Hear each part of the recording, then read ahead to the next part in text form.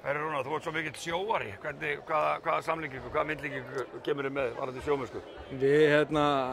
Við fórum bara borð í Ingo Björgunarverslunum í dag og vorum bara við það að falla í sjóinn og enda illa en svo náðum við einhvern veginn stjórn á skipinu og komum því í réttan farveg Já, en þetta var nú ekki mikið sjóaratal, verð nú bara mögulega minnsti sjóari. Bara við körfuna held ég. En svona fyrirfram, þú áttu nú ekki von á að vera að fara að taka sópinn upp eða? Nei, ég átti ekki von á því og þetta er bara ótrúlega erfitt Grindavík að eiga við. Það eru með frábæra leikmenn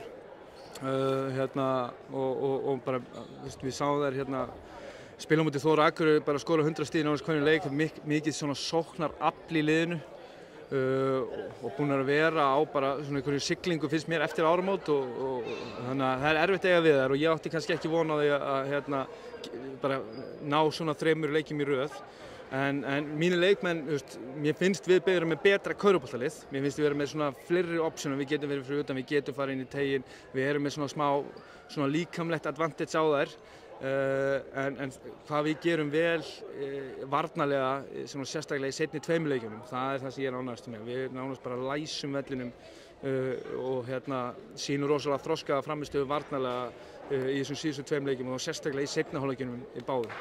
Þannig að það er lykillinn að þessu og þannig kemst maður og vinnur sér það inn að komast í úrslitaseríu. Það er með því að leggja inn vinnuna á varnarvelli og þetta snýst allt bara vinnusemi.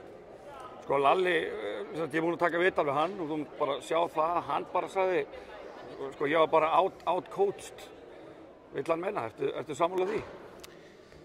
Ég bara veit ekki, ég veit ekki alveg hvað þær voru að gera þegar þær eru á sínum fundum eða eitthvað, en við bara settum upp ákveðið plan og það hjálpar kannski í þessari deild. Við erum bara að spila við Grindavík 4 sinnum, við spilum æfingarleik fyrir mót og þetta er náttúrulega, við erum að spila líka við þessar leikmenn 4 til 8 sinnum bara á ári. Þannig að fyrir mig sem þjálfara, ég veit ekki hversu margar klippur ég er búinn að skoða Dani Rodríguez bara síðustu 24 mánuðina. Þannig að maður veit, ég tel mig vita hennar kosti og hennar galla og þá reynir maður að setja upp einhver ákveðin plön sem að gefa henni eitthvað og við treystum því að þegar hún er að fara til hægri þá má hún skjóta með hönd á móti og við viljum frekar vera aðeins nær henni þegar hún fer til vinstri, svona litlir hlutir en ég ger ekki nema bara að peppa mínar, setja upp einhverja smá strúktúr og svo sjá þær að gera vinnuna og ég er eiginlega meira bara að göslast þarna eitthvað á hliðarlínunni að fá þær til þess að leggja hart að sér út af því að körfubolti eru 40 mínútur á mistökum hvort sem að ég sé búinn að setja upp geggjað plan eða ekki og við vorum ekki nógu klókar í fyrri hálfleik að bregðast við en í seinni hálfleik héldum við haus og það skilaði sig. En í lokin, ertu með Óska mótir það? Er ekki bara Reykjanes? El Clásico? Já, El Clásico. Það er ekki líklegar en ekki?